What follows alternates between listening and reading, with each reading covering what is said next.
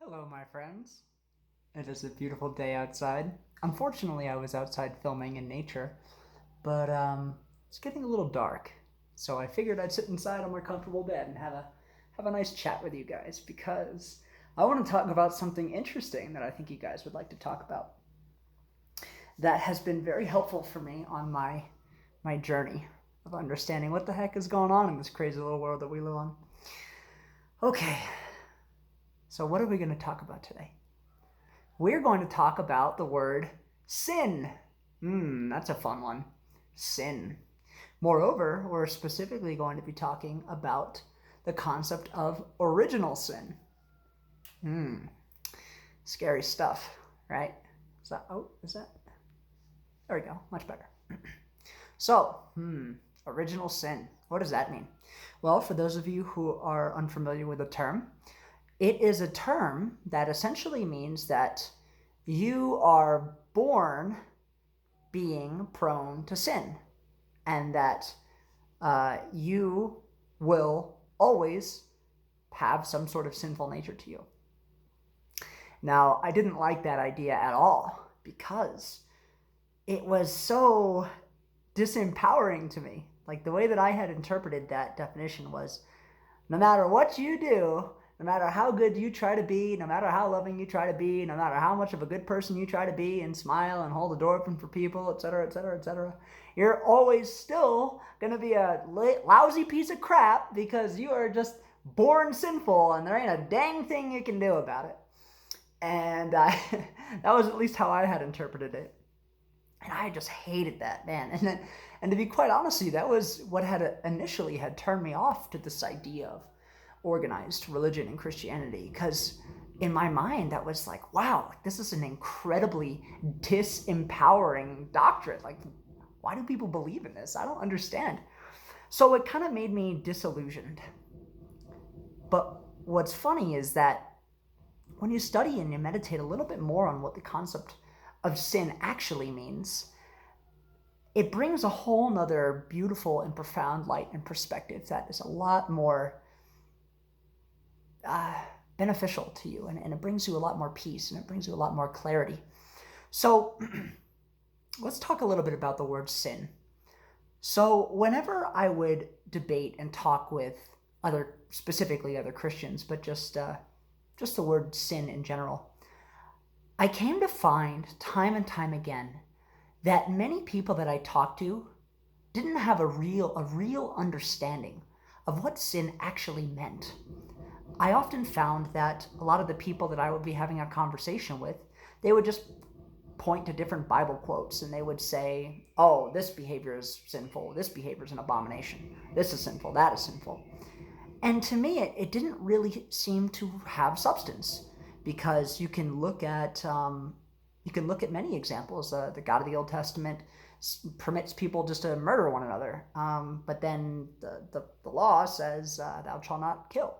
So it had seemed to me that in some respects this idea of what sinful behavior was sort of hypocritical. It didn't really have a solid, consistent basis in what was true. There wasn't a consistent following of, okay, this behavior is this way, this behavior is this way. So it had occurred to me that it is fundamentally important to have an understanding of what the word sin means from a Gnosis perspective. And when I say the word Gnosis, what I mean is, a deeper insight into spiritual truths, so that you're not quoting books or quoting other people, but you have a deep understanding from a direct insight into the nature of what this means. Now, I'm not claiming to know the truth. I just think that this view of what this word is and this interpretation could be very helpful and impactful for you, and more empowering as opposed to disempowering. So let's break down the word sin. What does sin actually mean? Well, the definition of sin means to miss the mark.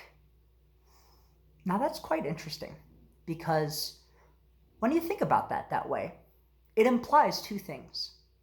One, that there is a mark, and two, that there is something that is off the mark. Moreover, this definition has to do with a reference to archery. So when the archer goes to shoot the arrow, it either hits the bullseye or it hits off the bullseye. So I said, okay. So there is a right way and a wrong way. Now, I'm going to ask you a question, and I want you to think about this, and I'm going to give you the answer to this. You might just shout it out or whatever. Where is the bullseye located? Well, think about it. If you look at a target, where's the bullseye located? Got it? The bullseye is in the middle, right? It's in the middle. So I said, okay, that's interesting. So we're talking about sin. We're talking about the middle. And it seems like the only way to hit this target is to go in the middle of it. Okay, that's interesting. And it had kind of reminded me a little bit of the Taoist teachings of the middle path. Very interesting. So the middle, what else could be determined as the middle? Perhaps balance? It's not on one side or not too much on the other side. It's right smack in the middle. It's balanced. It is the neutralization of duality, right?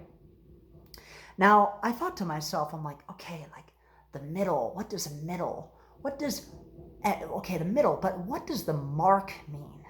What is the mark? What does that mean? Now, I'm going to do an exercise with you guys. And I hope that you can get this, because most people that I've done this exercise with have done this exact same thing. Some people haven't. Only a few people, but most people have done this. Now, what I want you to do is I want you to point at yourself. Go ahead, do it. Point at yourself.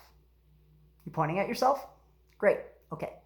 Now, what most people do when they point at themselves is they do this. That's very interesting. Because what is this? It's the middle. It's the center. It is the middle way in your body. Now, what am I pointing at? I'm pointing at the heart. I'm pointing at the heart. Why didn't you do this? Why didn't you do this? Why didn't you do this? You're pointing at yourself, right? It's because you subconsciously know that this is where the most powerful part of your body is. The heart consciousness. The heart. Love. The generating principle. So, what is sin? Sin is doing anything that is not first based in love.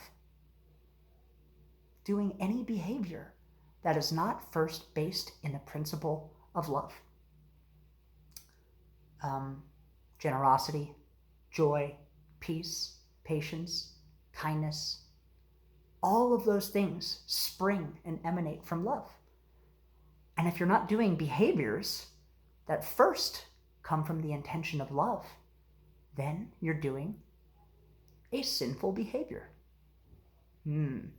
Interesting, huh? Now let's think about the concept of original sin. What does that mean from this lens of perspective? Well, let me ask you a question and be honest with yourself. Have you ever done a behavior that was not based in love? Have you ever done something selfish? Have you ever done something untoward to another person? Well, of course you have. And do you think that it's possible to do every single behavior first based in pure love? Well, hopefully that's possible, but I don't know a single person that has. So if you look at it from that definition, do you have original sin? Well, do I do every behavior all the time, always based in love? No. Well then, of course I have original sin. And of course you have original sin. If every behavior is not based in love, then it's sinful. So now you are empowered with the understanding of what sin is.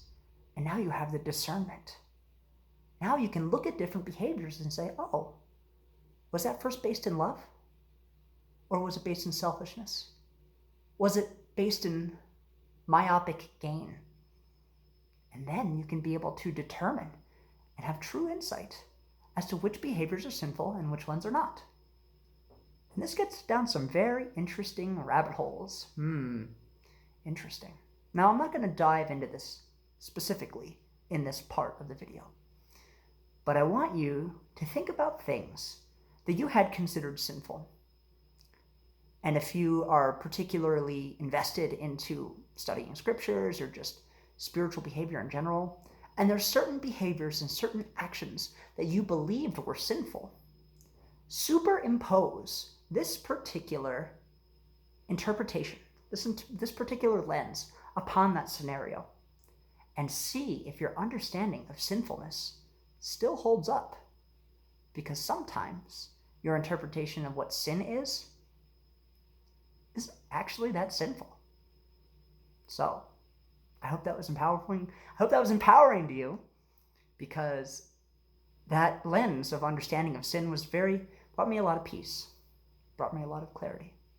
So I want to try to end every video with this of, you have infinite self-worth. I firmly believe that part of the reason why we don't actualize the highest version of ourselves is because we fundamentally don't believe that we're worthy of it. So if you can imprint that idea of worthiness upon your mind, you will have a springboard to move from, to where you can actualize the fullest and most actualized version of yourself on this humble little rock that we live on. So I hope that you have a good day. I'll see you later.